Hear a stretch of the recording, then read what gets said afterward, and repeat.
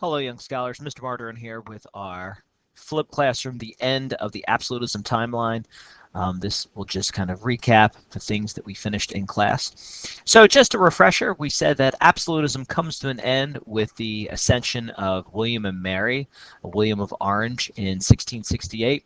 Because of that, the monarchies, William and Mary, are forced to accept the English Bill of Rights. This means that the king and queen cannot tax without Parliament's consent. Kings and queens can no longer suspend laws that are passed by Parliament, and some of those laws include no cruel and unusual punishment, free speech, and those rights were granted to members of Parliament. So we're beginning to see the constraints put on absolutism.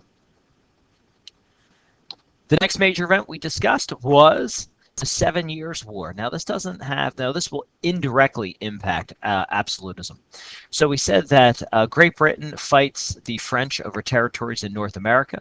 So from 1763 to 1765, this war takes place. Great Britain wins, France is defeated, and as a result, King George must raise taxes on the colonists. Colonists will begin to resent this action, and as a result, this is going to be one of the leading causes for the American Revolution, because Americans naturally don't like to have their taxes raised. And the penultimate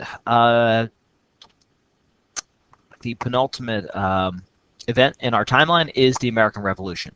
Great Britain versus the Colonies, 1775 to 1783. So finally, we're seeing this timeline come to fruition. The colonists rebel against King George III. They protest the idea of taxation without representation. They protest the idea of quartering soldiers in their homes. They protest religious freedom, and also the idea of natural rights, which includes life, liberty, and property. We haven't really talked a whole lot about these rights, but that is going to be one of the founding ideas of the Enlightenment, which we're going to see in a future class. So this culminates with the American Revolution, and once the American Revolution is done, then the question becomes, what type of government do we replace it with? And this is where our timeline comes to an end, because we've now come full circle. And this is constitutionalism. So in 1789, the last event on your timeline, we have a completely new type of government.